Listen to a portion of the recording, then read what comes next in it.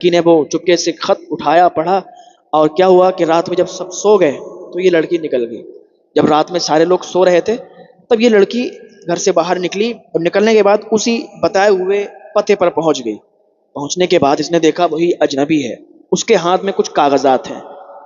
اب اس نے پوچھا کہ آخر کیا بات ہے، کہ آپ کہتے تھے کہ 2 منٹ کی بات ہے، آپ سے اکیلے میں ہی کریں گے، بتائیے کیا بات ہے۔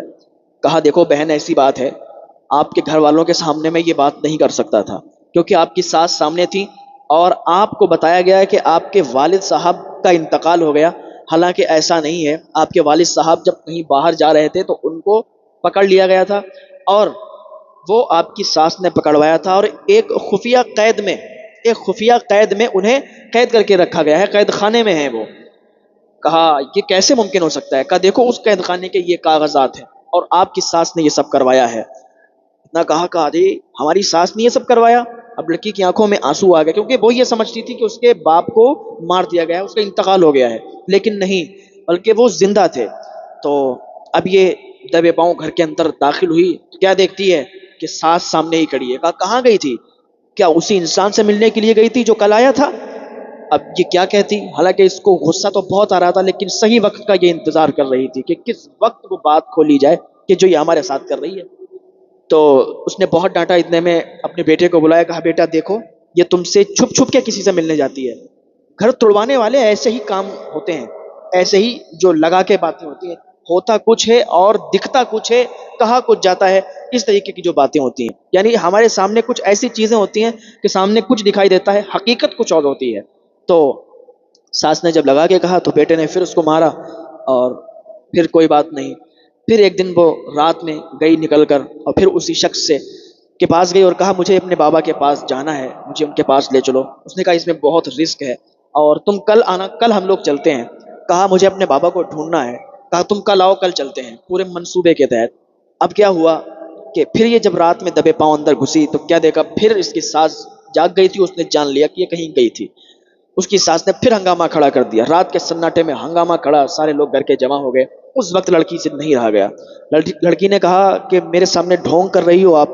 اس ٹائم اس کا تیور الگ تھا۔ کہا اپنی ساس سے کہ میرے سامنے ڈھونگ کر رہی ہو؟ میرے باپ کو آپ نے قید خانے میں ڈلوا دیا، میرے باپ کو اپنے قید خانے میں ڈلوایا، اور ہمارے سامنے اتنا آپ ڈھونگ کر رہی ہیں کہ ہم اپنے باپ کو ڈھونڈنے میں لگے ہیں، اور آپ غلط سلط میرے شوہر سے لگا کے کہتی ہیں۔ تو اس کے شوہر نے کہا کیا بات ہے، کیا کیسے الزام لگا رہی ہے میری ماں پر؟ کہا الزام نہیں، یہ دیکھو کاغذات نکالے۔ کہا یہ دیکھو کاغذات ہیں۔ کہا یہ کیسے کاغذات؟ کہا یہ میرے والد صاحب ابھی بھی زندہ ہیں، یہ جھوٹ بولتی رہی کہ میرے والد صاحب کا انتقال ہو گیا ہے، انہوں نے میری دولت کے لیے میرے لیے جھوٹ بولا ہے، اور میرے والد کو قید خانے میں ڈلوا دیا، کیونکہ وہ لڑکی مالدار کافی تھی، اس کی دولت اس نے ہڑپ لی تھی۔ تو لڑکے نے جب یہ دیکھا، کہا واقعی یہ تو کاغذات ہیں اسی قید خانے کے، اور اس سے یہ معلوم چلتا ہے کہ قید خانے میں تمہارے والد زندہ ہیں۔ تو اس نے کہا ٹھیک ہے، میں تمہارے والد کو ڈھونڈنے میں ساتھ دوں گا، اب تک جو ہوا وہ ہوا، اب میں تمہارے والد کو ڈھونڈنے میں ساتھ دوں گا۔ لڑکا اور یہ لڑکی دونوں میاں بیوی گھر سے باہر نکلے، اور لڑکے کی ماں اسے روکتی رہی، اس کی ساس اسے روکتی رہی کہ ایسا کچھ نہیں ہے بیٹا، میری بات سنی، جھوٹ بولتی ہے، یا ایسی ہے ویسی ہے، لیکن لڑکے نے نہیں سنا، نکل گئے۔ راستے میں کیا ہوا کہ یہ جو ساس تھی اس نے کچھ لوگوں کو بلایا اور ان سے کہا کہ یہ اس قید خانے تک نہیں پہنچنا چاہیے۔ لڑکے اور لڑکی کو راستے میں ہی روک لیا گیا، اور ان پر جو ہے ان کو ان لوگوں نے جو ساس نے بھیجا تھا جن کو، انہوں نے مارنا شروع کر دیا۔ اتنے میں ہی کیا دیکھتے ہیں، وہ اجنبی بھی کہیں سے آ گیا، اس نے جب دیکھا کہ یہ لوگ پھنسے ہوئے ہیں تو پھر ان کو وہاں سے نکالا، اور جو لوگ آئے تھے ساس کی طرف سے ان کو وہاں سے مار کے بھگایا۔ تو اب یہ 3 لوگ ہو گئے، اب یہ اسی قید خانے میں پہنچے۔ قید خانے میں جیسے ہی پہنچے کیا دیکھتے، وہاں پر اس کے والد زنجیروں سے بندھے ہوئے ہیں، زنجیروں سے بندھے ہوئے ہیں۔ جیسے اس نے اپنے ابا کو دیکھا، ابا کہہ کے چلائی، باپ نے اس کو دیکھا، اس نے باپ کو دیکھا، باپ بیٹی کی محبت، گلے ملے۔ کہا بیٹی تو کہاں تھی، اتنے دن کے بعد آئی ہے؟ کہا ابا ہم یہ سمجھتے تھے کہ آپ کا انتقال ہو گیا ہے۔ کہا تیری ساس نے یہ سب کیا ہے، انہوں نے پھنسایا ہے۔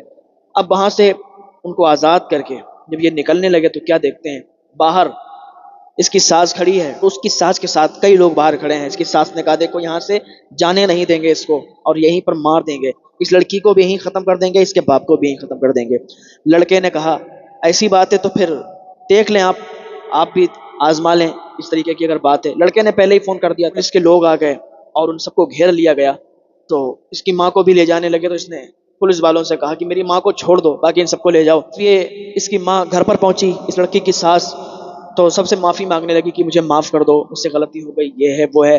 تو لڑکی اس ٹائم بولی کہ دیکھو ایسا ہے، آپ نے مجھ پر اتنے ظلم کیے لیکن میں کبھی بھی نہیں بولی، میں نے کبھی بھی آپ کو جواب نہیں دیا، لیکن آج میں آپ سے کہتی ہوں کہ آپ نے جو کیا وہ اچھا نہیں کیا۔